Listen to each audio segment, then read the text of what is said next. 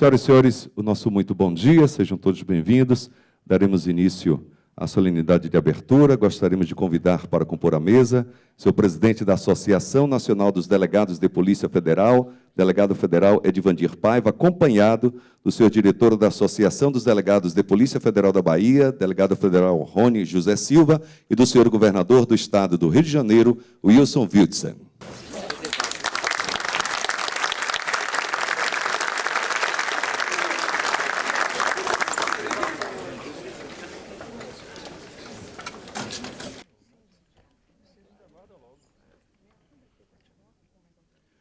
Convidamos para compor a mesa o senhor desembargador Júlio Travessa, representando o presidente do Tribunal de Justiça da Bahia, desembargador Gesivaldo Brito.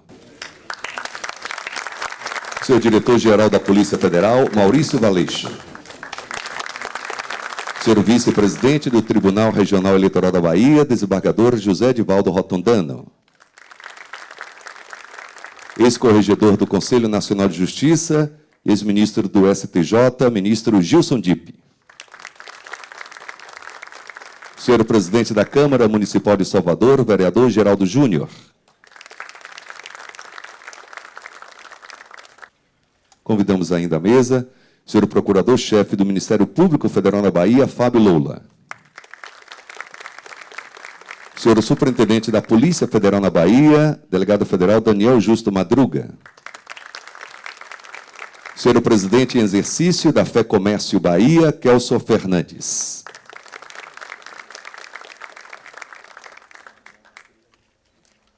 Senhoras e senhores, composta a mesa, gostaríamos de convidar a todos para, em posição de respeito, ouvirmos o hino nacional brasileiro.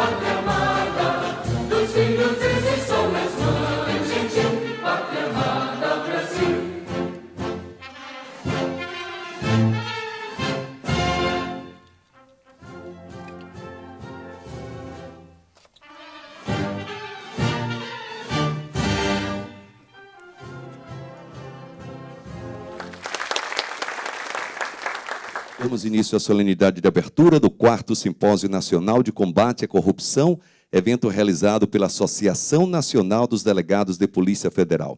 E este ano, senhoras e senhores, o simpósio tem como tema central novos rumos no combate à corrupção e à criminalização organizada. O Brasil pós-Operação Lava Jato e a experiência italiana. Saudamos todos os delegados de Polícia Federal de todo o país aqui presentes, autoridades, convidados, estudantes, senhores da imprensa, senhoras e senhores. Agradecemos também os patrocinadores e apoiadores deste evento. Grupo Larco, Banco Itaú, Bravo Caminhões e Ônibus, o CIAI Oriente, Prefeitura do Salvador, Avanci, administradora do aeroporto, Rede Record TV Itapuã, Integra, Confederação Nacional do Comércio, FEComércio Bahia e CL Combustível Legal. E o apoio da empresa Três Corações, também participando conosco deste evento. Nesse momento, gostaríamos de convidar o anfitrião deste simpósio, o senhor diretor da Associação dos Delegados de Polícia Federal no Estado da Bahia, delegado federal Rony José Silva.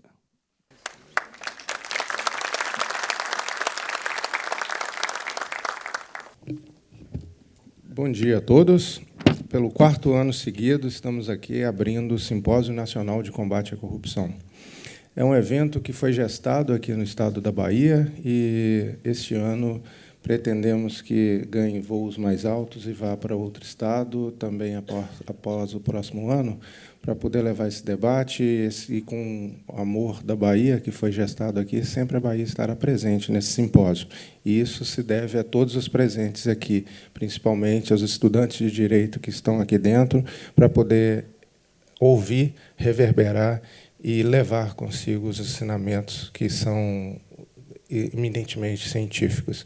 Eu gostaria de cumprimentar, na pessoa do meu presidente, o Divandir Félix de Praiva, amigo, parceiro, leal de todas as lutas e que permite que nós façamos a defesa e todas as possibilidades da carreira de delegado de Polícia Federal e, em alguns momentos, inclusive, da própria instituição Polícia Federal. Gostaria também de cumprimentar a todos os políticos, membros da carreira e de todas as pessoas que fazem esse debate político no país, na pessoa do governador Wilson Witzel, que, aceitando um convite e, de forma muito amigável, aceitou vir até a Bahia, né, que gosta de receber muito bem. Espero que vocês tenham recebido muito bem aqui, governador. E o senhor que vem da carreira de magistrado, né, por um longo período, aí, e vive e viveu por muito tempo esse dia a dia do combate à corrupção, né, ganhou novos ares, né, vindo chefiar um dos estados mais importantes da nossa federação, e sempre presente nas lutas, reverberando na fala do senhor essa necessidade do apoio, do fortalecimento das carreiras que faz o combate à corrupção. Né?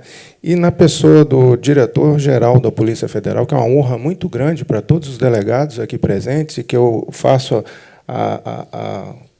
o cumprimento a todos os delegados aqui presentes, senhor diretor Maurício Valeixo, que tem a honra de chefiar uma das instituições mais respeitadas do país, né? Onde a Polícia Federal está presente é sinônimo de retidão, sinônimo de ação correta, e, principalmente, sem viés partidário ou político. Gostaria de cumprimentar, na pessoa do nosso amigo Geraldo Júnior, presidente da Câmara dos Vereadores aqui de Salvador, toda a classe política local, né? E também gostaria de falar que o prefeito de Salvador não está presente nessa mesa aqui, porque teve um compromisso em relação à Semana do Clima. Salvador também recebe, junto com esse evento aqui, a Semana do Clima, e tinha uma reunião de representantes, e ele precisava presidir a mesa, mas provavelmente volta a essa plenária aqui para poder deixar a mensagem de Salvador para todos os presentes aqui ao longo do simpósio. Né? Gostaria de cumprimentar também na pessoa do chefe do Ministério Público Federal aqui, da Bahia, Fábio Lola. Nesse momento, né, doutor, que nós vivemos aqui do tumulto que existe no meio jurídico aqui, com esse PL do abuso de autoridade.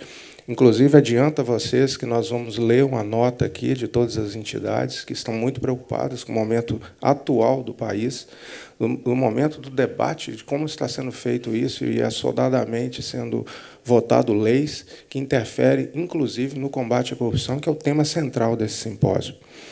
Isso nos deixa muito preocupados.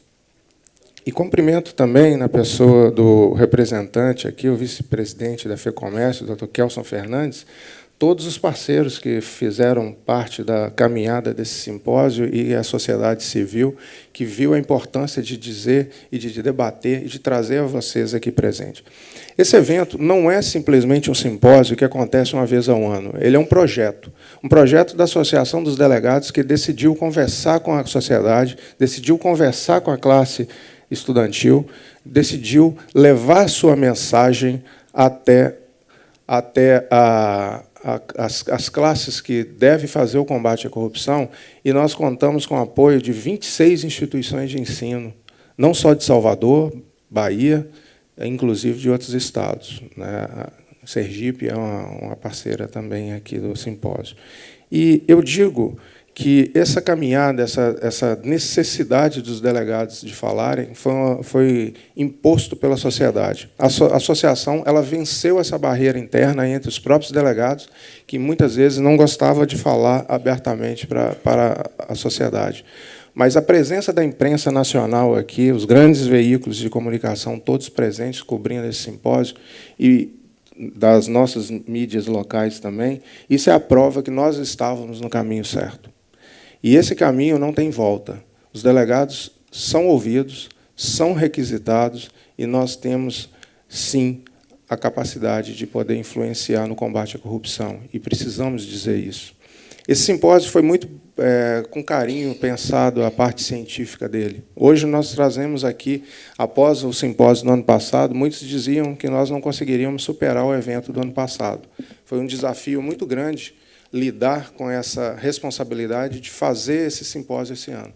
E nós encontramos, na discussão da Operação Mãos Limpas, buscamos o apoio oficial do governo italiano, né, para poder fazer esse debate aqui com especialistas que viveram a Itália, o combate à corrupção na Itália, e trazer para vocês aqui, através de transmissão online também, levar essa discussão.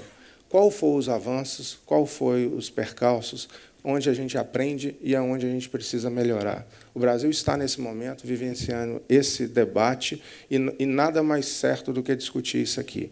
Deixo aqui, nessa mensagem de gratidão, de apoio de todos vocês. Passei por várias faculdades palestrando, dizendo, e sei do interesse de todos de ouvir os delegados de polícia. Por muito que é da nossa profissão, que não podemos assinar um contrato para poder lecionar, muitas vezes nós somos afastados da academia. E, nesses momentos aqui, é um momento que nós também podemos estar tão perto.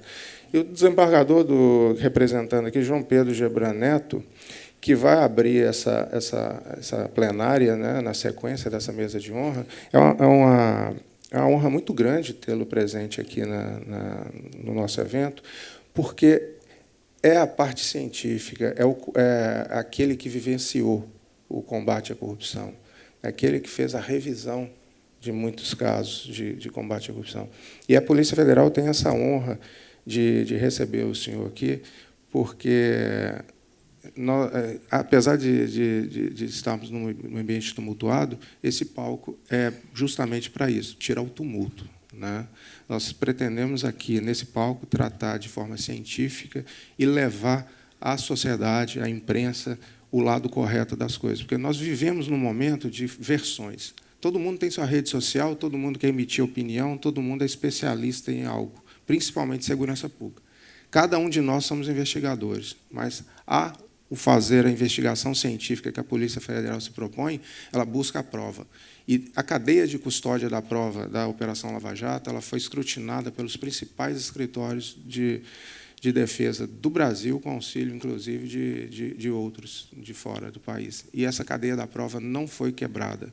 Então, todos os ataques que a Lava Jato sofreu, ninguém conseguiu deter, porque ali estava o trabalho científico e de peso da instituição que todos vocês apoiam.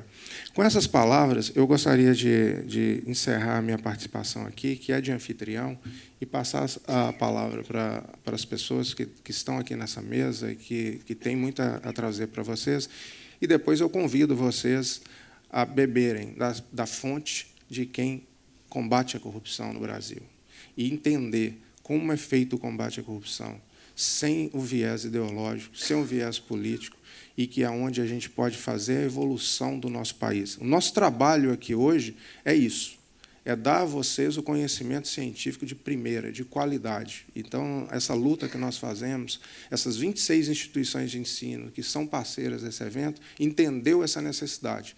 E eu tenho certeza que esse simpósio indo para outro estado, nós vamos ter dezenas de outras instituições avançando nesse diálogo e, quem sabe, um dia nós tiramos as versões do papel, da página dos jornais e colocamos os fatos. E, assim, nós teríamos colaborado e muito, e nós teremos orgulho, como Associação da Polícia Federal, de ter colaborado com esse debate, essa limpada de cenário. Sei que a imprensa está ansiosa por entender alguns temas que vão ser tratados nesse debate, e não tenho dúvida, quem estará nesse palco não tem a menor intenção de fugir desse debate e certamente falará com propriedade. Muito obrigado a todos e curto esse simpósio.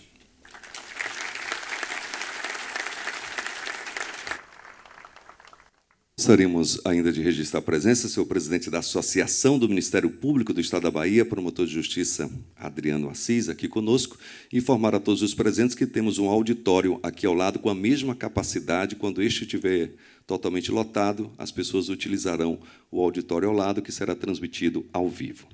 Bem, senhoras e senhores, neste momento gostaríamos de convidar também anfitrião deste evento, o senhor presidente da Associação Nacional dos Delegados de Polícia Federal, delegado Edivandir Paiva.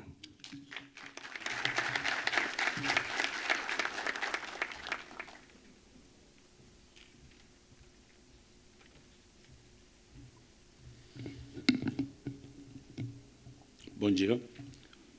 Bom dia a todos. Eu queria iniciar cumprimentando o anfitrião, o responsável por todo esse evento, pelos 4 eventos que foram realizados,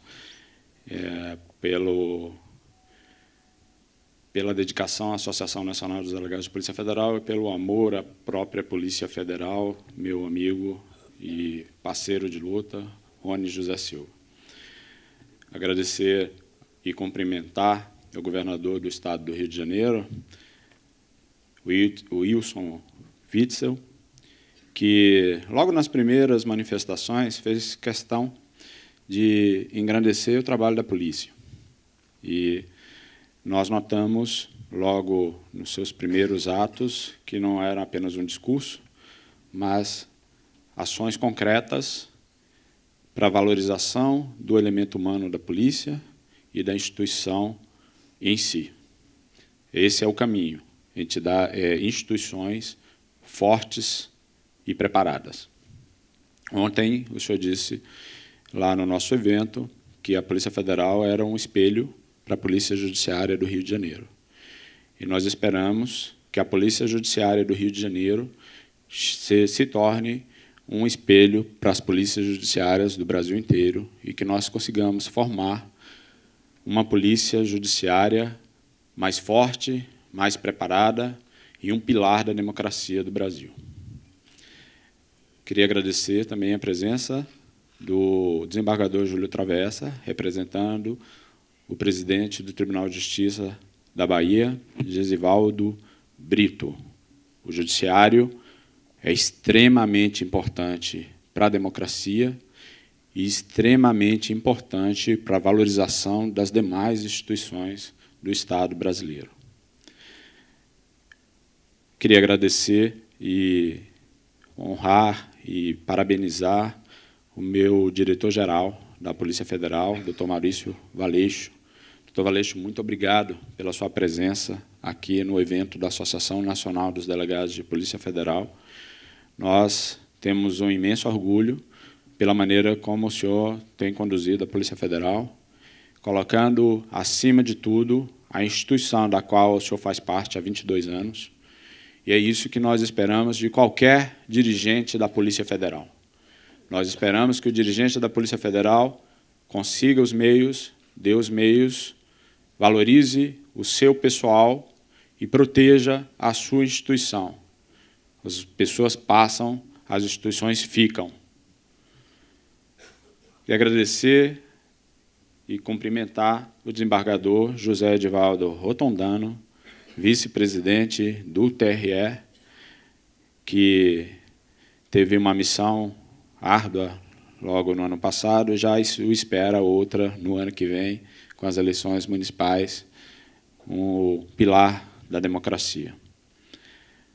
Agradeço também o nosso amigo, amigo da Polícia Federal, amigo dos delegados de Polícia Federal, integrante da comissão científica dos 4 eventos, doutor ministro Gilson Dipp, uma pessoa em quem eu me espelho, a quem eu ouço a voz e procuro seguir os caminhos. O senhor é uma autoridade moral desse país. Queria agradecer também ao presidente da Câmara Municipal de Salvador, Geraldo Júnior, um amigo da Polícia Federal, alguém que se colocou ao lado da polícia no combate à corrupção e no reconhecimento do trabalho feito pela Associação Nacional dos Delegados de Polícia Federal aqui no Estado. Muito obrigado. Agradecer e cumprimentar o Procurador-Chefe do Ministério Público Federal da Bahia, Fábio Lula.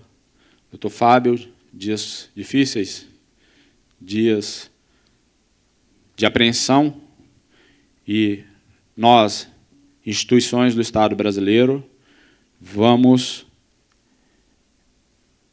conseguir continuar fazendo o nosso trabalho, acima de qualquer conjuntura, acima de qualquer contingência, porque foi para isso que nós passamos a integrar os quadros das instituições do Estado brasileiro.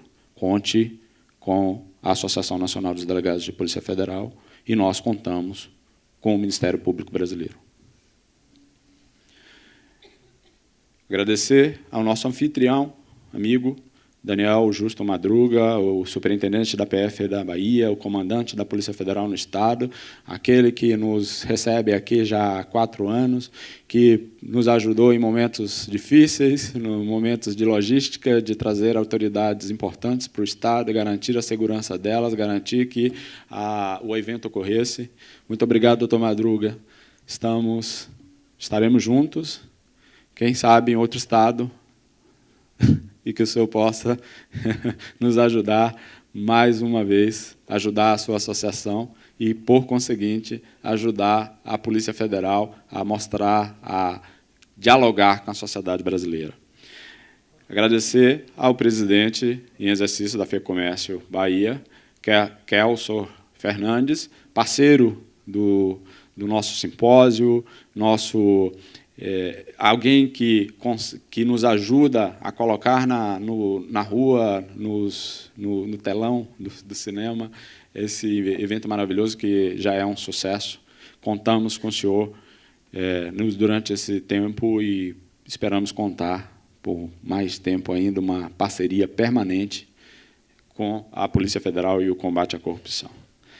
E, por fim, da mesa, eu cumprimento o diretor da Rede Record Bahia, Fábio Tucílio, alguém que é um parceiro que amplia a nossa voz e que leva à população do Brasil a ideia do combate à corrupção. E, em seu nome, eu agradeço a presença da imprensa do Brasil inteiro, a nacional e a local. Sem a imprensa, é impossível um Estado democrático de direito, e nós sempre fazemos questão que a imprensa esteja presente para participar dos debates, participar dos diálogos, participar das soluções, que é isso o que nós pretendemos fazer. Agradeço às senhoras e aos senhores, agradeço aos meus colegas da Polícia Federal, os delegados de Polícia Federal, que são vocês que fazem e promovem este evento, e é por causa de vocês que nós temos uma parceria e uma participação tão importante e tanto prestígio, por conta do trabalho que cada um de vocês fazem. Continuem trabalhando seriamente. Passaremos por qualquer contingência e qualquer dificuldade juntos. E às demais autoridades, às demais presentes, os estudantes, a comunidade acadêmica, eu queria agradecer em nome de uma pessoa muito querida para nós, um exemplo de superação, um exemplo de apoio do popular à Polícia Federal, que é a tia Narli. Muito obrigado. Só você para sair de Curitiba, com as dificuldades de locomoção que você tem, para vir aqui acompanhar a Polícia Federal. Bem, feitos os agradecimentos, eu escolhi aqui para falar muito rapidamente, porque pessoas mais abalizadas falarão durante todo o simpósio. Mas uma palavra que vocês vão ouvir muito, muito mesmo, dos delegados da Polícia Federal, e ouvirão aqui a palavra autonomia. Não, nós não queremos independência, Nós não queremos uma autonomia sem controle, nós não queremos um órgão descontrolado, um órgão superpoderoso.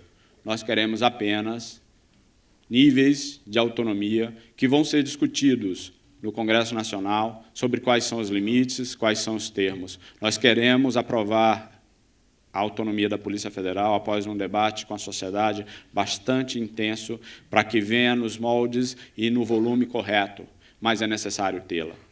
É necessário tê-la porque hoje a Polícia Federal tem uma dificuldade orçamentária muito por conta dos contingenciamentos. E aí vocês dirão, alguns pensarão, mas nós temos um problema fiscal no país. Temos, sim, um problema fiscal no país, mas a Polícia Federal devolve ao Estado um valor muito acima do seu orçamento. Então, um órgão como esse tem de ser encarado como investimento. Dizer que não vai gastar, chamar a Polícia Federal de gasto, significa ignorar todo o benefício que ela traz para a sociedade. E hoje nós não conseguimos sequer fazer um planejamento ao longo prazo de reposição dos nossos quadros. E veja, nós não estamos falando em aumentar os nossos quadros ainda. Primeiro, nós queremos repô-los. E hoje nós temos 4.500 cargos vagos na Polícia Federal, independentemente de todo o trabalho que o nosso diretor-geral faz, independentemente de todo o trabalho que a instituição faz para repô-los com rapidez.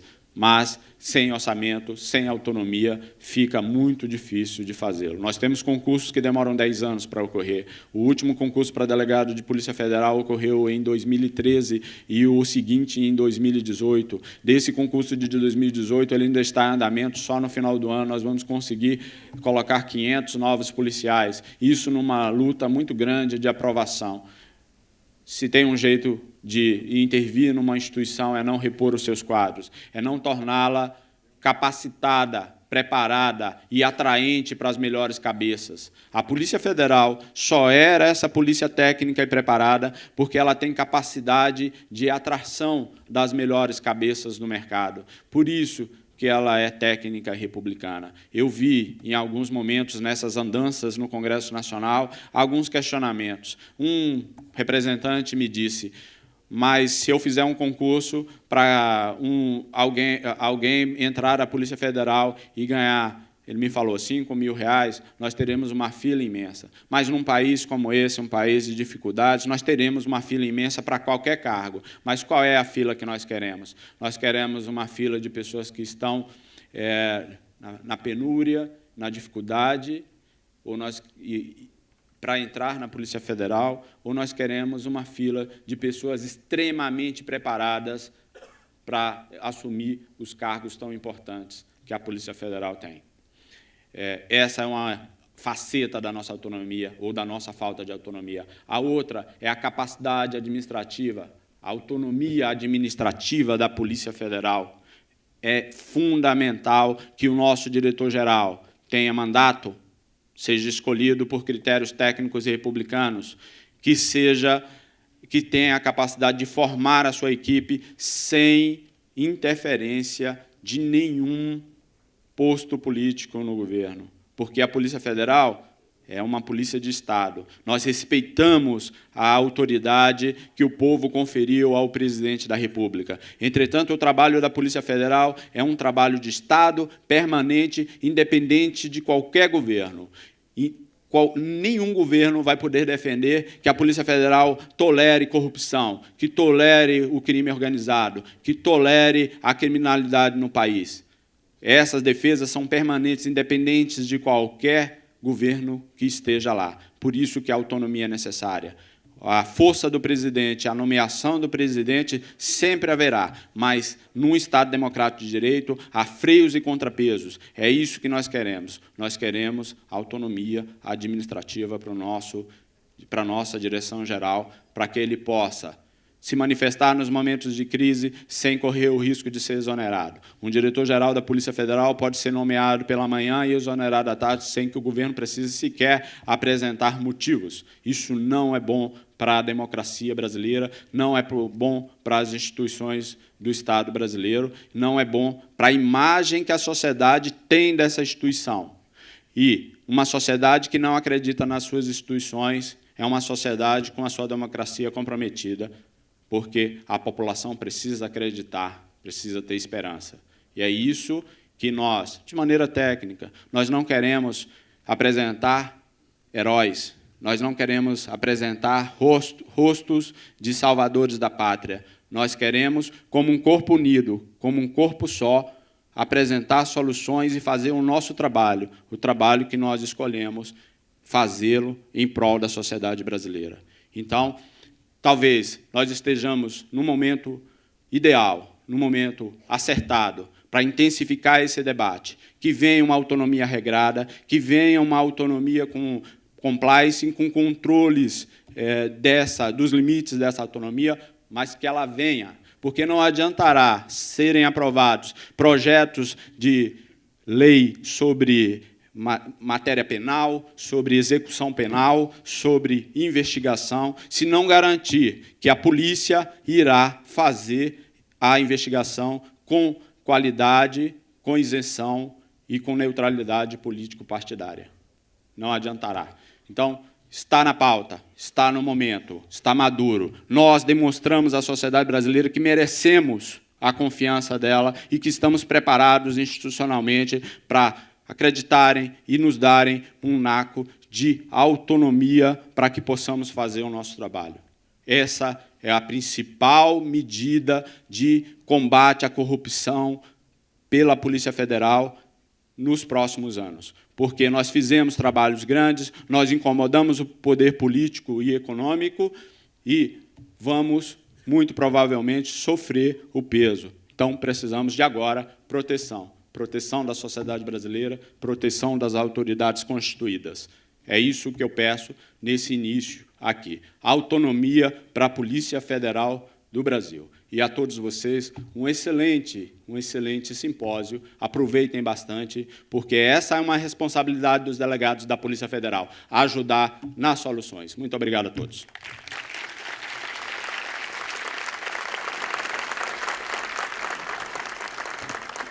Ouviremos neste momento o senhor diretor-geral da Polícia Federal, Maurício Baleixo.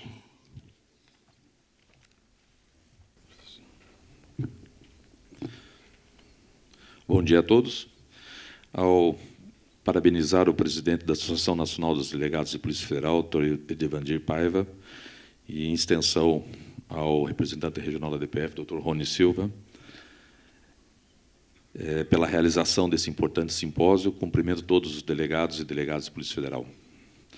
Um especial cumprimento ao governador do Rio de Janeiro, excelentíssimo Wilson Witzel, e aqui o reconhecimento da Polícia Federal pelas suas ações e manifestações sempre em favor das forças de segurança, em favor de um trabalho realizado de forma de cooperação com todas as instituições no Rio de Janeiro.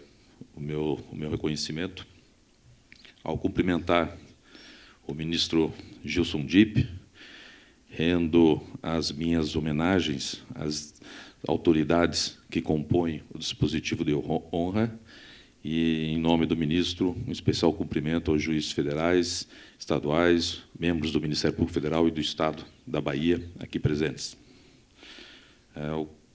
Em nome do superintendente da Bahia, Dr. Daniel Madruga, cumprimento todo o efetivo policial, administrativo e colaboradores da Polícia Federal no Estado da Bahia. Cumprimento as demais autoridades citadas, convidados, senhores da imprensa, senhores e senhoras. O Simpósio Nacional de Combate à Corrupção, que encontra-se na sua 4ª edição, aborda tema de extrema relevância para a sociedade brasileira, onde a Polícia Federal tem uma atuação incisiva e intensa, conforme as dezenas de operações importantes realizadas nesses últimos anos. Tratam-se de crimes de elevada complexidade, que exigiu da Polícia Federal, há mais de 20 anos, um processo de especialização de suas equipes, inicialmente no âmbito do órgão central, com a criação da Unidade de Inquéritos Especiais.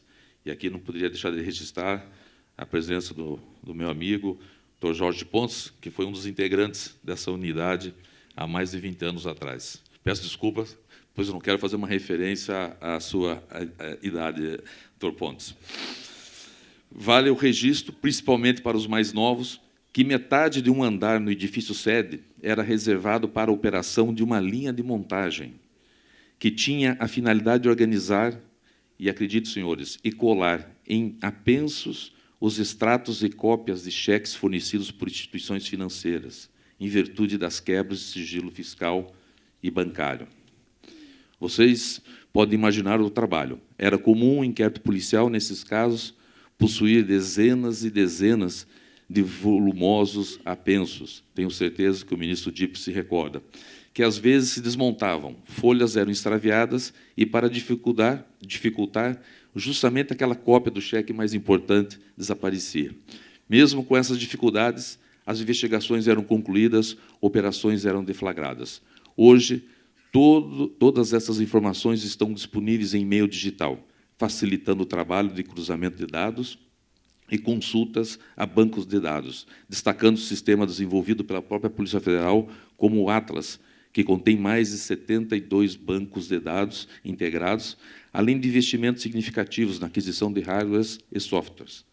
Posteriormente, essas unidades especializadas foram sendo projetadas em todas as superintendências, capacitações permanentes, organizadas pela Diretoria de Investigação e Combate ao Crime Organizado, muitas vezes com o envolvimento de outras diretorias da Polícia Federal, face à transversalidade de alguns temas, destacando-se o importante apoio da Academia Nacional de Polícia, que realiza anualmente centenas de cursos e treinamentos, tanto de forma presencial como à distância. O intercâmbio com agências nacionais e internacionais, a participação dos policiais em fóruns e seminários internacionais também foram essenciais nesse processo de consolidação de uma cultura investigativa especializada para o enfrentamento ao crime de corrupção e lavagem de dinheiro. Outro fator importante foi a evolução da legislação penal, que, além de tipificar condutas criminosas específicas, também viabilizou os meios para uma atuação mais sólida dos órgãos responsáveis pela persecução criminal, destacando-se a colaboração premiada.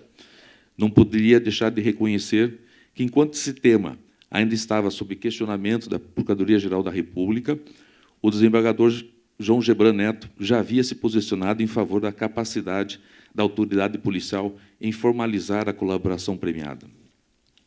Após este breve relato, e como testemunha ocular dessa evolução no âmbito da Polícia Federal, que desempenhou um papel importante e estratégico para, em conjunto com outras instituições, expor o problema da corrupção perante a sociedade brasileira, demonstrando que a corrupção é, sim, um crime grave, ministro Gilson Dipp, pois, em razão de obras superfaturadas, obras que sequer saem do papel, contratos assinados com empresas fantasmas, significativos recursos públicos são desviados, não permitindo que a finalidade daquele imposto, daquele recurso, alcance o seu objetivo.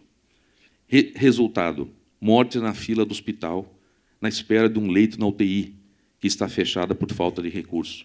Morte na estrada, que não tem manutenção por falta de recurso. Mortes em bairros e comunidades que ficam sem assistência adequada das forças de segurança, que muitas vezes nem combustível têm para suas viaturas. Gerações que se perdem, levando jovens à morte pela ausência de uma escola, de um ensino básico.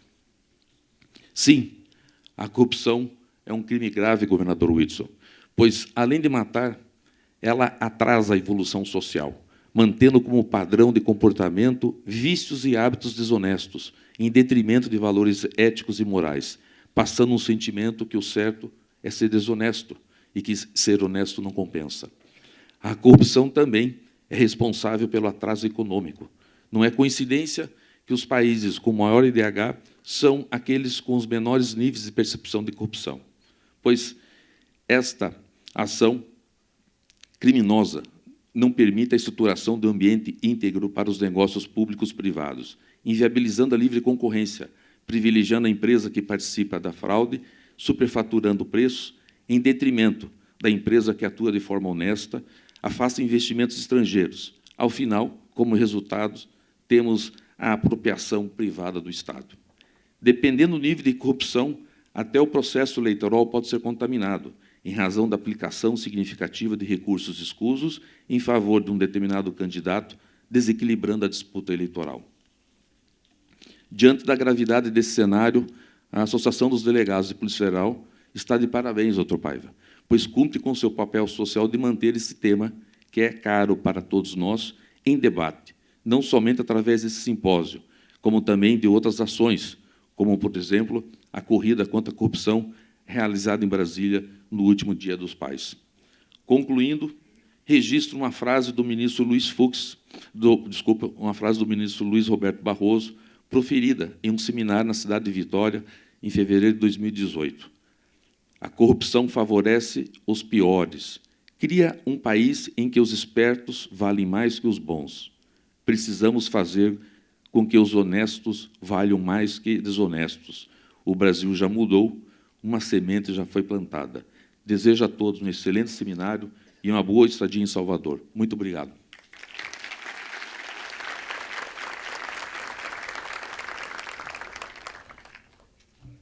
Encerrando os pronunciamentos da mesa, ouviremos o senhor governador do Estado do Rio de Janeiro, Wilson Witzel.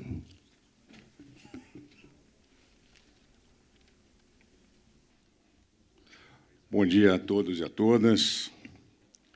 Quero agradecer a hospitalidade do povo baiano, especialmente ontem, quando tive a oportunidade de ouvir a boa música baiana no show do jantar de confraternização e ficar realmente muito feliz de ver o quanto o povo carioca e fluminense se aproxima do povo baiano. Um povo alegre, um povo feliz, e ver quanto nós temos para trocar de experiência. Então, fico muito feliz de estar aqui na Bahia, com muita axé, com muita alegria, para poder estar próximo de um povo que é muito parecido com o povo do Estado do Rio de Janeiro. Então, fico muito feliz, obrigado pelo convite ao delegado Paiva, obrigado pelas suas palavras. E, delegado Paiva, delegado Valeixo, quero dizer que, quando eu assumi o governo do Estado do Rio de Janeiro, eu havia escolhido o meu secretário de Polícia Civil. O secretário de Polícia Civil era uma novidade no Estado do Rio de Janeiro. Nós, durante a campanha, havíamos dito que seria extinta a Secretaria de Segurança Pública, por uma razão que eu fui coletando algumas informações, ministro Dipp, e cheguei à conclusão de que uma Secretaria de Segurança Pública vinha sendo utilizado como palanque eleitoral dos seus ocupantes. E fiquei muito preocupado, que pese valorosos servidores estarem na Secretaria, muitos delegados da Polícia Federal, mas a Secretaria estava sendo utilizada há muito tempo politicamente. Isso é muito ruim, porque acaba tirando a cadeia de comando da Polícia Militar. O comandante-geral da Polícia Militar não controla os seus comandados dos batalhões, cujas indicações são políticas, indicações de deputados, indicações de prefeitos. Quantos prefeitos me ligaram? Governador, o senhor agora tem que me dar a oportunidade de nomear o comandante do meu batalhão. Falei assim, tá certo, faça a academia da Polícia Militar, seja comandante-geral da Polícia Militar, seja ser escolhido secretário de Polícia Militar, e o senhor vai nomear o comandante do seu batalhão. Fora disso, não há essa oportunidade. Estamos despolitizando a estrutura da Polícia Militar e da Polícia Civil no Estado do Rio de Janeiro. Delegado Valeixo, eu não indiquei um delegado para qualquer outra função que não fosse o meu secretário de Polícia Civil. E, quando nós conversamos, eu disse a ele, delegado Marcos Vinícius, eu quero te dar algumas diretrizes para que o senhor aceite o cargo. Primeira delas, eu quero que o senhor pense numa reestruturação da Polícia Civil para criar um departamento de combate à lavagem de dinheiro, ao crime organizado e ao tráfico de armas e de drogas. E trabalhe em parceria com a Polícia Federal, para que nós possamos criar condições para asfixiar aquela irrigação financeira do tráfico de drogas, que vem, inclusive, num braço do terrorismo do Hezbollah. Há um preso em Bangu que tem ligações com o Hezbollah e a polícia do Estado do Rio de Janeiro está investigando. Certamente haverá o momento de ter uma proximidade maior com a Polícia Federal em razão da internacionalidade, da transnacionalidade e a competência determinada na Constituição. Mas é um início promissor, as investigações estão avançando muito, as operações já estão sendo realizadas contra a milícia e muitos milicianos envolvidos, como a máfia assim o fazia, dentro das posições do governo. Há muito tempo, policiais militares, policiais civis estão sendo presos. Costumo dizer lá no Estado do Rio de Janeiro que nós não temos bandido de estimação. Seja com distintivo, seja uniformizado, não temos bandido de estimação. A polícia tem liberdade para agir e para tomar as decisões sobre as operações. O que eu quero é resultado. Essa foi uma das condições. A outra era fazer com que a polícia militar seja a porta de acesso ao sistema criminal, especialmente na lavratura do flagrante, porque os boletins de ocorrência e os flagrantes, eles são a porta de acesso para a polícia. A participação dos delegados, evidentemente, continua na lavratura do flagrante, mas a polícia militar ela tem um papel de colheita dessa primeira prova, inclusive audiovisual, para facilitar até o julgamento futuro. Estamos implementando isso para que a Polícia Militar faça o termo circunstanciado, o boletim de ocorrência e ajude na lavratura do flagrante com a colheita da prova audiovisual. Posteriormente, o policial sequer precisaria estar na audiência, e aí aquele complicador todo de a memória, não lembrar mais dos fatos, etc., ajudaria muito na instrução criminal. Esse foi um ponto que falei com ele. O boletim de ocorrência já estamos fazendo na Ilha do Governador. E eu quero esclarecer aqui uma frase que eu disse num evento com a Polícia Militar em São Paulo, de que nós iríamos fechar todas as delegacias. O objetivo é permitir que a Polícia Civil passe a ser uma polícia de investigação. Eu digo sempre o seguinte, vamos passar a Polícia Civil para o segundo andar da estrutura policial, porque o balcão da polícia, no Estado do Rio de Janeiro, serve para lavratura de roubo de carro, termo circunstanciado. Cheguei numa delegacia durante a campanha para fazer meu laboratório do plano de governo e encontrei 2 termos circunstanciados sendo lavrados. Uma senhora que havia dado uma sapatada em outra, por conta de ciúmes do marido alheio, e uma outra briga que aconteceu num aniversário, porque a ex-mulher resolveu ir no aniversário para estragar a festa da atual companheira. Então, esse tipo de situação de termo circunstanciado, penso eu, podemos preparar a Polícia Militar para lavrá-los, sob, evidentemente, o controle final da própria Polícia Judiciária, inclusive com a possibilidade de realização das futuras audiências de conciliação para a composição civil de danos e eventualmente, uma transação penal. E aí entra uma outra questão do Ministério Público, que também, porventura, não quer abrir mão de fazer a oferta da transação penal.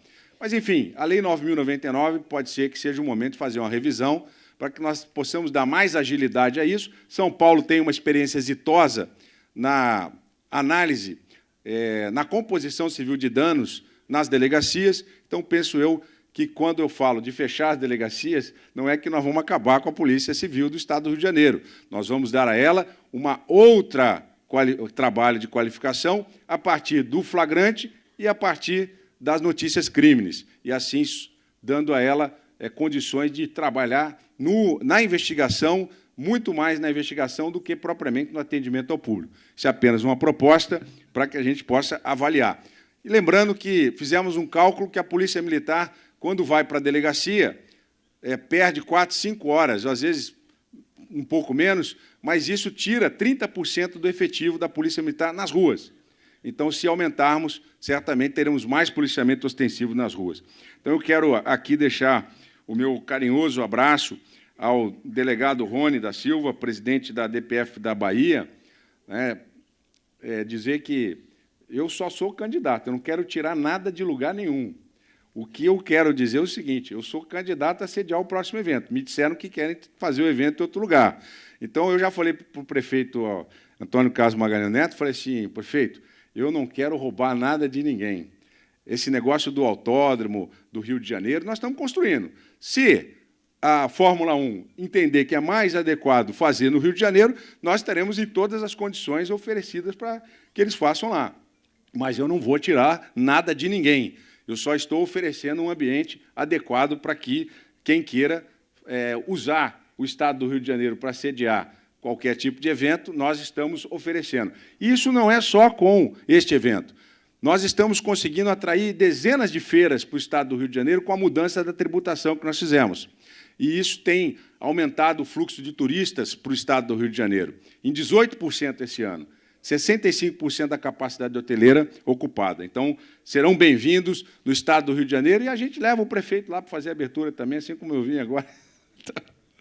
Um grande abraço aí ao prefeito ACM Neto, querido amigo. Tem sido realmente um grande prefeito para todo o Brasil, um exemplo para todo o Brasil. Quero falar um pouco agora sobre a questão... o vereador Geraldo Júnior, obrigado aí pela receptividade, parabéns aí à Câmara de Vereadores, ao apoio que tem dado ao prefeito ACM Neto, e eu tenho certeza que Vossa Excelência, pela paixão que tem por Salvador, também vai entrar nessa briga contra mim, mas não tem problema, faz parte. Obrigado aí pelo carinho e pela atenção.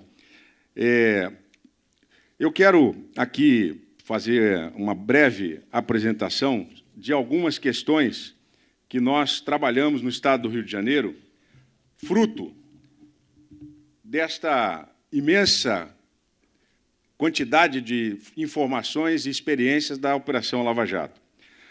Eu assumi o Estado do Rio de Janeiro com um déficit de 13 bilhões de reais, numa receita de 80, e com vários problemas na corrupção, governadores que me antecederam presos, presidente da Assembleia Legislativa preso, 2 presidentes da Assembleia Legislativa, 3, que o Sérgio Cabral também foi presidente da Assembleia, Tribunal de Contas todo afastado, apenas uma representante continuava no Tribunal de Contas, atual presidente, e uma situação que precisava de um controle, que me desse uma garantia de que a corrupção seria definitivamente afastada do meu governo e pudéssemos ter uma Controladoria Geral do Estado atuante.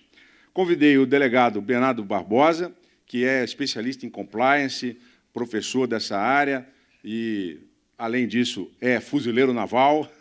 Convidei o delegado Bernardo para ser o Controlador-Geral do Estado do Rio de Janeiro. E nós, não vou falar de todas as medidas aqui, mas eu quero citar apenas aqui alguns fatos. Criamos, por exemplo, o Disque Corrupção.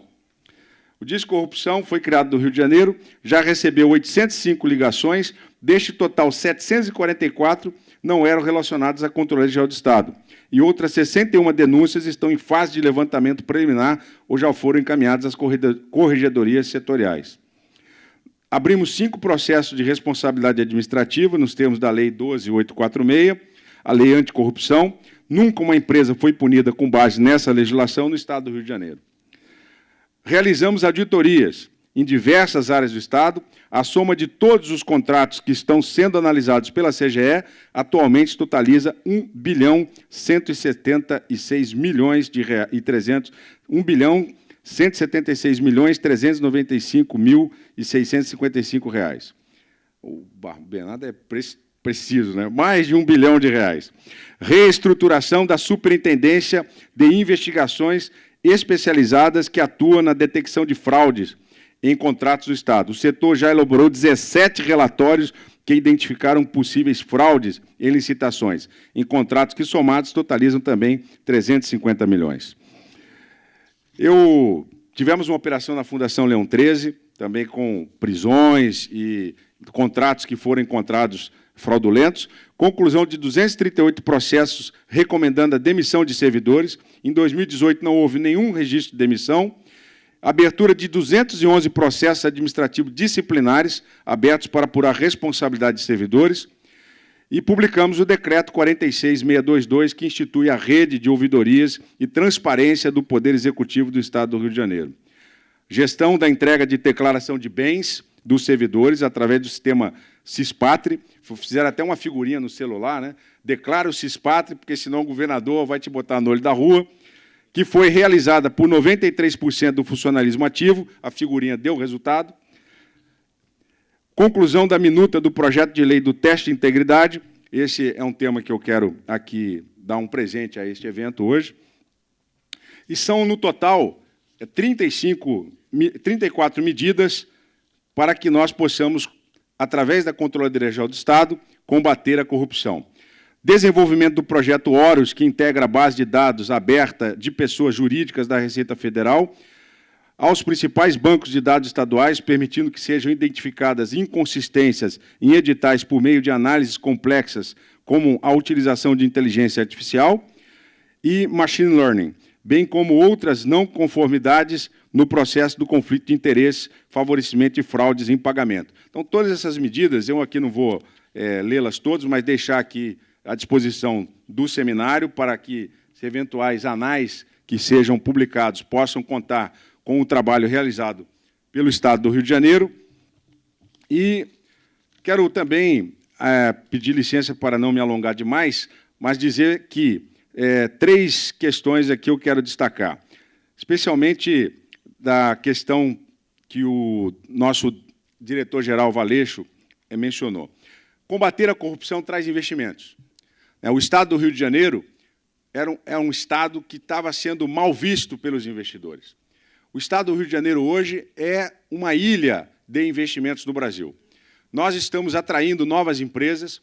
Eu quero pedir licença aqui para citar, ontem fomos almoçar no Coco Bambu, recebi a notícia de que o Coco Bambu não iria abrir uma loja no Rio de Janeiro, mas agora vai investir quase 10 milhões de reais para abrir um grande restaurante no Rio de Janeiro, já tem o local, e eles só decidiram isso depois de ver os resultados do trabalho de combate à corrupção e de redução dos índices de criminalidade no nosso Estado. Uma polícia isenta, uma polícia sem interferência política, traz os resultados. E mais um investimento no Rio de Janeiro. Este é apenas um dos investimentos que nós estamos hoje vendo que os empresários voltaram a acreditar no Estado do Rio de Janeiro. Estamos gerando mais emprego, mais oportunidade e, com o combate à corrupção, com a transparência, mostrando para os empresários que o governador do Estado do Rio de Janeiro jamais será sócio deles, mas será parceiro para que eles lá se instalem e gerem oportunidade e gerem emprego. Então, você está correto, Valeixo. Exatamente esse é o ponto. O combate à corrupção traz para o Brasil investimentos. Quando isso não acontece, nós passamos a ser um país com um ambiente de negócios que não favorece novos investimentos. E investimentos na área de serviços são fundamentais, são investimentos que geram emprego rapidamente. A infraestrutura também é importante, mas são investimentos de longo prazo e que também precisam de um ambiente de negócio seguro.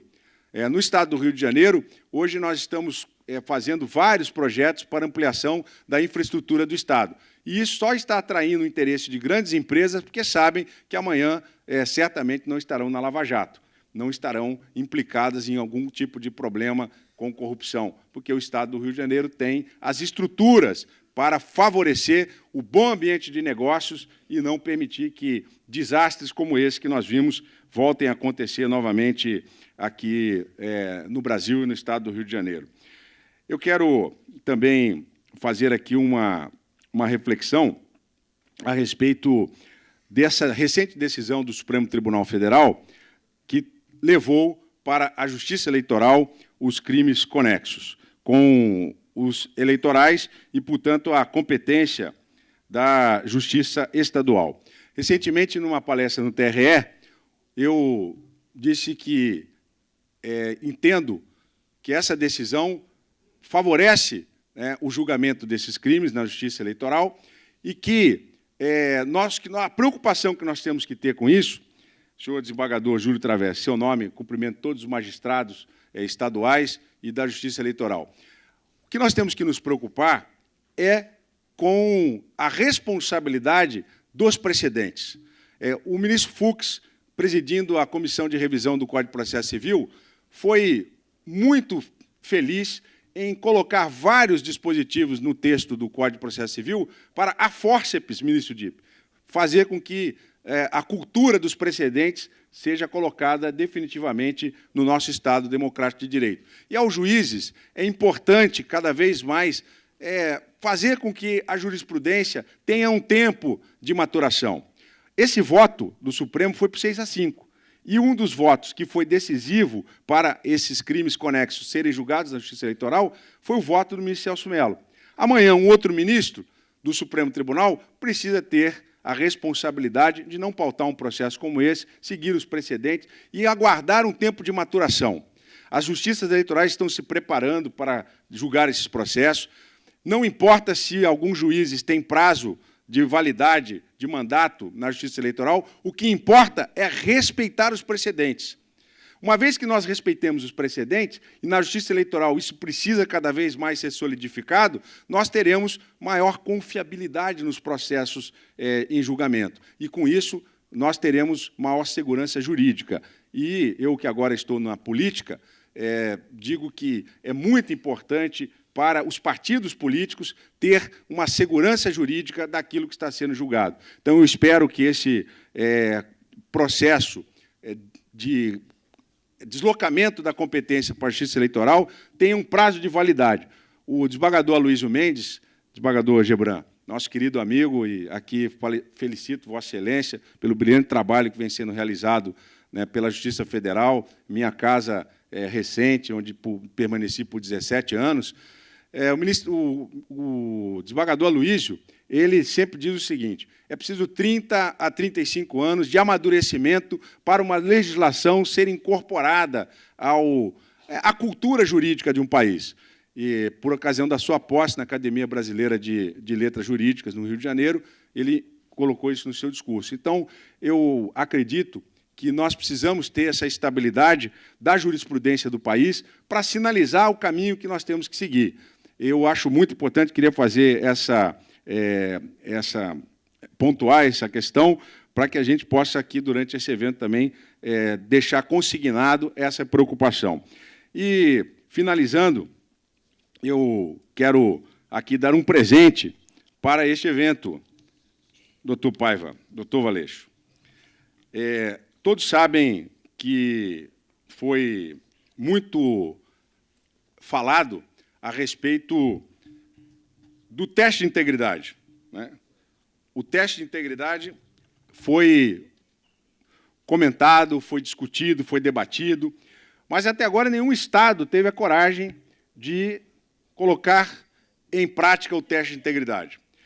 Determinei que o delegado Bernardo Barbosa, nosso controlador-geral, fizesse um estudo aprofundado, que ele pudesse elaborar esse decreto, e eu quero pedir licença para, em homenagem a este evento, fica aqui do meu lado, aproveita, vai, você que ajudou a fazer. Então, esse decreto institui o Programa de Integridade Pública no âmbito da administração direta, autárquica e fundacional do Estado do Rio de Janeiro e da outras providências. Estou assinando aqui, o governador do Estado do Rio de Janeiro, nos usa as suas atribuições legais e constitucionais, considerando a necessidade da promoção de políticas coordenadas e eficazes contra a corrupção, que promovam a participação da sociedade e reflitam os princípios do Estado de Direito, a devida gestão dos bens públicos, a integridade e a transparência. Considerando a necessidade da implementação de ações destinadas à prevenção da corrupção por meio do fomento à integridade pública no âmbito dos órgãos e entidades da administração direta, autárquica e fundacional do Estado do Rio de Janeiro. Considerando que a promoção da integridade e da ética do servidor público, e não só da polícia, aqui é todo mundo, do governador ao faxineiro, representa ferramenta indispensável à melhoria da eficiência do serviço público como um todo. Considerando, por fim, que o artigo 6º, inciso 2º, da Lei 7989, de 14 de junho de 2018, estabelece que integridade é a função do controle interno que tem por finalidade conceber políticas e procedimentos destinados à prevenção. Decreta, artigo 1º, só vou ler o primeiro, fica instituído o Programa de Integridade Pública no âmbito da administração direta, autárquica e fundacional do Estado do Rio de Janeiro. Então, dou aqui a este Congresso este presente para que nós possamos, do Estado do Rio de Janeiro, ser o primeiro Estado a implementar, né, as diretrizes para o Programa de Integridade.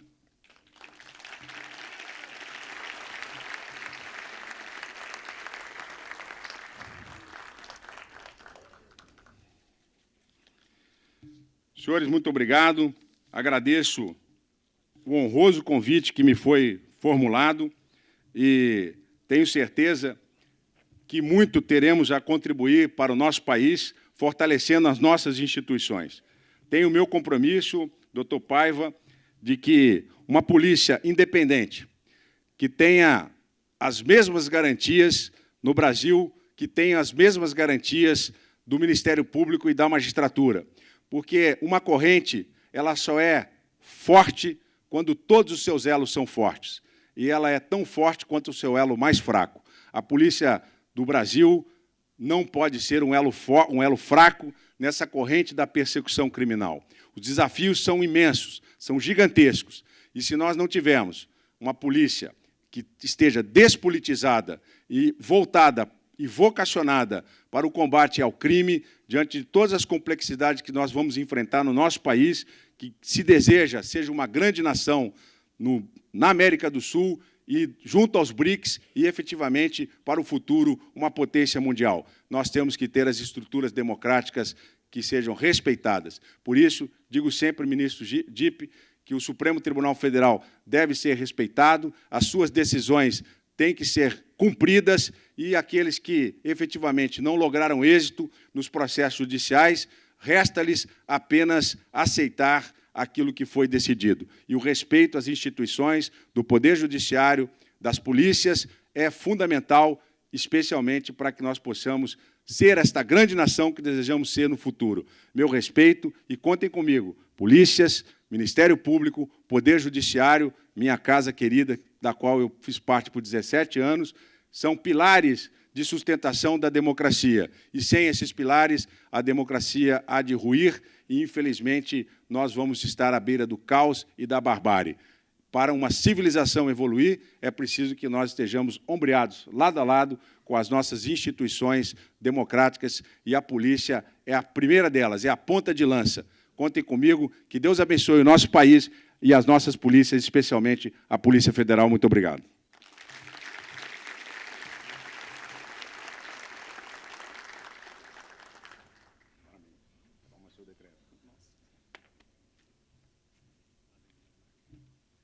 Agradecemos ao senhor governador do Rio de Janeiro, demais autoridades que compõem esta mesa, que nesse momento se desfaz, para iniciarmos a conferência com o senhor desembargador federal do Tribunal Regional Federal da 4ª Região, Curitiba, João Pedro Gebran Neto.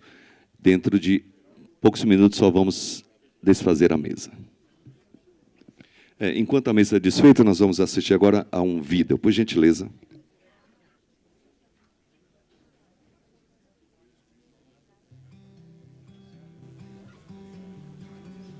Em resposta à DPF da Bahia, os aprovados PF 2018 têm o prazer de compartilhar um pouco sobre a nossa trajetória até a aprovação e também expor quais são as nossas expectativas para o futuro. Sou policial militar há 10 anos aqui em João Pessoa. Ingressei no curso de Direito já com o objetivo de me tornar delegado federal. Era um sonho me tornar delegado de polícia e, se Deus permitisse, delegado federal. E então que as vontades de Deus convergeram com as minhas vontades e, graças a Deus, consegui ser aprovado. Quanto às expectativas para o curso, são as melhores possíveis. Doido para começar a ANP, muito ansioso para que isso aconteça. E conseguir me formar e ajudar a Polícia Federal na sua missão, que é dura, mas que com certeza é uma das instituições mais respeitadas pela sociedade, e eu quero fazer parte dela. Estudo para concurso desde 2008, ano que eu me formei. Já passei por outros cargos, mas o meu maior sonho era ser delegada de Polícia Federal. Muito feliz com a convocação de todos os aprovados desse concurso, porque sei que todos nós somos merecedores. Hoje eu entendo que tudo tem o seu momento e é preciso ter dedicação, paciência e persistência para alcançar os seus objetivos. Estou muito ansiosa para fazer parte dessa instituição que eu admiro muito. e aproveitar o momento para agradecer a DPF e todas as entidades de classe da Polícia Federal que apoiaram o pleito dos aprovados do concurso de 2018. Somos irmãs gêmeas, temos 28 anos, somos da cidade de Itabuna, no interior da Bahia. Estamos há 5 anos na luta, estudando para concurso público na carreira policial e nesse momento fomos agraciadas com a aprovação no concurso da Polícia Federal. Estamos muito felizes por haver conquistado essa aprovação, principalmente por ter sido a Polícia Federal, que é uma instituição que goza de uma credibilidade muito grande perante a sociedade e contribui positivamente no combate à corrupção. Sempre gostei de estudar bastante. Em 2007, com 17 anos, fiz o meu primeiro concurso. Em 2009, meu pai me perguntou o que eu queria de presente de aniversário e eu pedi uma apostila para concurso. A vocação para ser policial está no sangue desde criança. Em 2013, quando eu saí da faculdade, fiz o concurso para delegado de Polícia Federal daquele ano.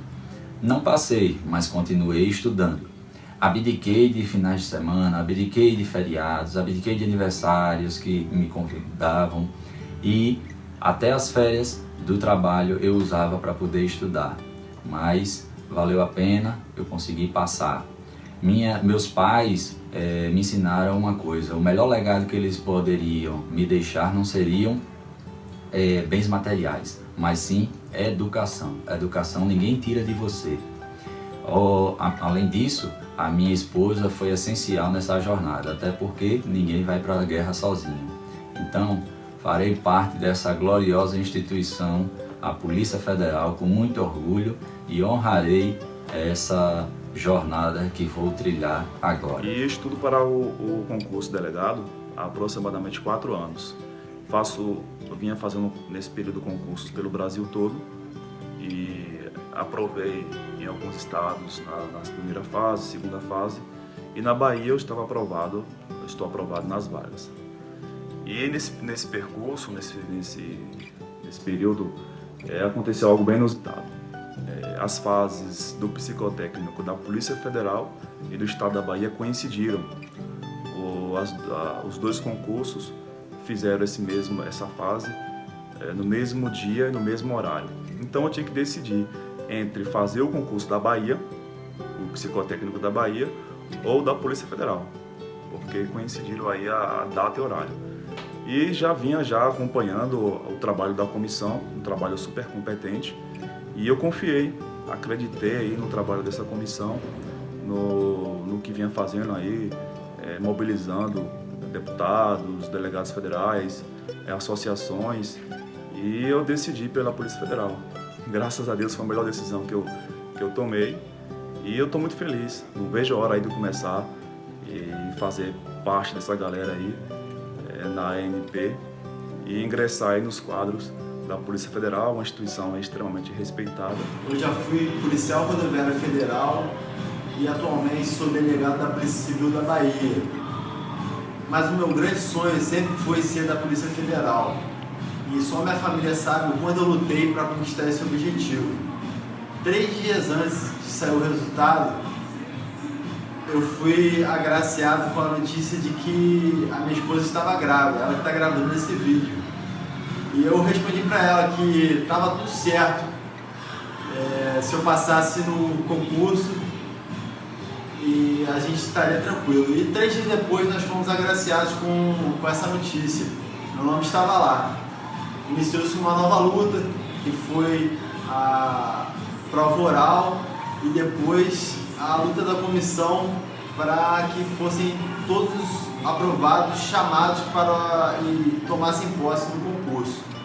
E graças a Deus deu tudo certo, a comissão foi perfeita. Gostaria de agradecer a delegada Tânia, da DPF de São Paulo, e o delegado Paiva, da DPF Nacional, que foram importantíssimos nessa caminhada. Será uma honra poder ajudar o país e participar dessa tão prestigiada instituição. Então eu vejo isso como uma missão que eu tenho pela frente. Sabia que ia ser um desafio e realmente foi muito difícil, muitas horas de estudo, simulado, mas foi possível. Não foi uma luta fácil, porém contamos com bastante apoio de todas as associações da Polícia Federal e vários parlamentares. Então, estou muito grato e agora só nos cabe fazer jus a todo esse apoio que tivemos. Logo nos primeiros meses de estudo, eu descobri que eu estava com câncer, então tive que passar por todo o processo de cirurgia e quimioterapia. E na primeira sessão de quimio, eu levei esses 2 livros comigo, Licitações e Contratos e a Lei 8.112, porque eu não queria perder nenhum dia de estudo e tal. E hoje, graças a Deus, fomos aprovados aí da Polícia Federal. E espero poder desempenhar um bom trabalho dentro da Polícia Federal e continuar realizando esse sonho, que é trabalhar para uma instituição tão respeitada no Brasil. Eu nunca desisti, sempre segui em frente em busca do meu propósito e, graças a Deus reservou para mim o melhor para minha vida. Tive uma rotina muito grande de estudo, estudava por volta de 12 horas por dia e só pensava no meu filho para me dar força para continuar estudando, mas eu tenho certeza que valeu a pena. Quero agradecer a todos os envolvidos nessa vitória para os aprovados 2018 e agradecer principalmente a Deus a oportunidade de pertencer a uma instituição tão respeitada e tão importante no nosso país. E hoje estou realizando um sonho de criança também, que eu tenho um pai policial federal e ele foi sempre o meu exemplo aqui na Terra e eu sempre também, desde criança, tive esse pensamento de ser um policial federal. Hoje, feliz pela aprovação e disposto a fazer parte dessa instituição tão importante para o nosso país, por um Brasil melhor, mais justo e menos corrupto. Temos boas expectativas aí, esperamos fazer um bom curso e breve estar atuando na fronteira, que é nosso possível destino aí, né? Mas eu acreditei e mantive por perto pessoas que também acreditavam. Então, com a ajuda de Deus, eu consegui e hoje eu sou aprovada nesse concurso. Estou prestes a realizar o meu sonho. A minha maior motivação para ingressar na polícia veio de dentro de casa. Infelizmente, há alguns anos, os meus pais sofreram uma tentativa de assalto e, em decorrência disso, meu pai ficou tetraplégico. O meu objetivo, a partir de agora, é, dentro da polícia, ajudar a combater todos os tipos de crime e evitar que tragédias como a minha se repitam em outras famílias. Mais para agradecer a todos aqueles que nos apoiaram desde o início, as entidades de classe, as associações, os parlamentares, os sindicatos. Nosso muito obrigado e podem ter certeza que nós honraremos essa tão respeitada instituição que é a Polícia Federal. Uma das principais bandeiras da ADPF é a recomposição dos quadros da Polícia Federal, hoje defasados em mais de 4.500 cargos. Durante todo o ano, ajudamos a formar uma corrente de convencimento para chamarmos os excedentes do concurso da Polícia Federal. Isso significa mais 1.000 novos policiais, 500 a partir de dezembro e outros 500 em meados do ano que vem. Foi um prazer imenso trabalhar nesta pauta e realizar os sonhos de novos policiais, de novas pessoas dispostas a fazer a Polícia Federal uma instituição cada vez mais forte.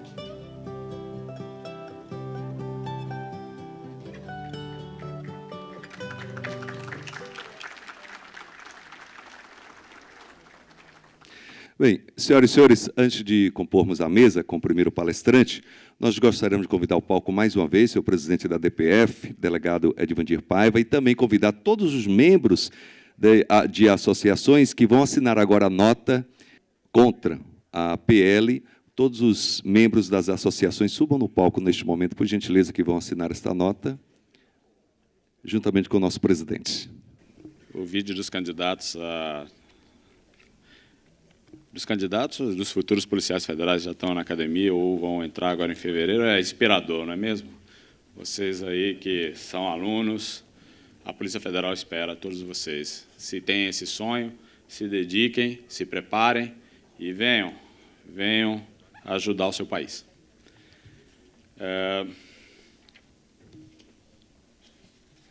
Todo mundo deve ter acompanhado, nesta semana, nós tivemos a aprovação do chamado Projeto de Lei de Abuso de Autoridade. É um projeto que, no nosso sentimento, ao invés de fortalecer o combate à criminalidade e à corrupção, ele dificulta. E aqui, os representantes de outras carreiras que fazem o combate à criminalidade e à corrupção no país que estão no sistema de persecução penal, nós vamos ler uma carta, né, do aquilo que nós entendemos, do impacto que nós entendemos desse projeto. Então, vamos lá. Nota pública de repúdio ao projeto de lei de abuso de autoridade. A Associação dos Magistrados da Bahia, AMAB. A Associação dos Juízes Federais da Bahia. A Associação dos Juízes Federais do Brasil, AJUF. Delegacia Seccional da Bahia.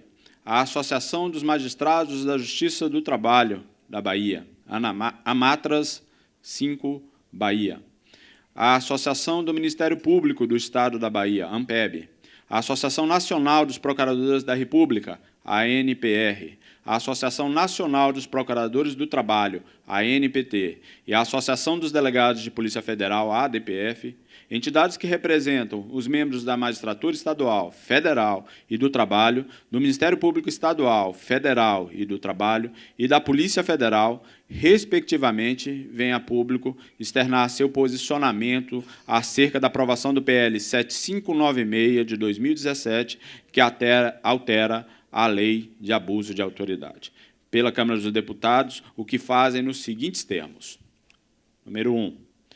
A magistratura, o Ministério Público e a Polícia Federal reconhecem a legitimidade constitucional do Poder Legislativo na alteração da ordem jurídica nacional. 2. As carreiras que ora se manifestam por exercerem papel fundamental na promoção e preservação do Estado de Direito são contrárias à prática de abuso de autoridade por quaisquer autoridades de nosso país. 3. No entanto, nos termos em que aprovado, o PL 7596 de 2017 poderão ser considerados abuso de autoridade e, portanto, crime. Diversas ações cometidas por membros do Ministério Público, do Poder Judiciário, das polícias, bem como de outros agentes públicos que realizam o combate à criminalidade organizada e à corrupção e atuam na busca da efetivação das políticas públicas e direitos sociais diversos. 4. A redação aprovada prevê tipos penais genéricos, não definidos com precisão, que geram insegurança na atuação da polícia, do Ministério Público e dos juízes, dando margem a interpretações que podem ser utilizadas em restrição ao exercício das atuações funcionais dos integrantes das instituições afetadas pela redação do texto, além de resultar em prejuízos à sociedade. 5. As condutas desses agentes públicos são avaliadas, quando pertinente, pelos órgãos disciplinares internos, corregedorias, e, quando há externos, conselhos nacionais, sem prejuízo de outras formas de responsabilização a que estão sujeitos, com base na legislação vigente no país, inclusive a atual Lei de Abuso de Autoridade. Não obstante, esse conjunto de normas e instituições voltadas à repressão do abuso de autoridade deu-se a aprovação com uma rapidez incomum do texto do PL 756 de 2017, colocando sob grave risco de violação à autonomia e à independência dessas instituições. Texto este que pode vir a servir de instrumento de perseguição e criminalização do trabalho dos magistrados, dos policiais e membros do Ministério Público de todo o país. A AMAB, a AJUFBA, a AJUF seccional da Bahia, a Amatra 5, a AMPEB, a ANPR, a ANPT, PRT Quinta Região e a ADPF esperam que o PL 7596/2017 seja vetado pelo Presidente da República, de modo a assegurar a atuação das instituições que lutam contra a criminalidade organizada e a corrupção. Salvador, Bahia, 20 de agosto de 2019. Elbia Araújo, presidente da AMAB. Saulo Casale, Bahia, presidente da JUFBA e delegado seccional na Bahia da JUF. Cecília Pontes Barreto Magalhães, presidente da Amatra 5, Bahia. Adriano Assis, presidente da AMPEB. Fernando Túlio da Silva, delegado substituto da ANPR na Bahia. Larissa Leal Lima Morim, delegada regional da ANPT, PRT, Quinta Região, e assina também a nota pública. Rony José Silva, diretor regional da ADPF na Bahia, e a qual eu subscrevo como presidente e endosso como presidente da Associação Nacional dos Delegados de Polícia Federal. O projeto de lei do abuso de autoridade está na contramão. Nós esperamos do Congresso Nacional o fortalecimento das instituições e dos mecanismos de combate à corrupção. Esse, com certeza, não é um deles. Solicitamos o apoio de todos os presentes e de toda a sociedade contra essa intimidação das autoridades públicas.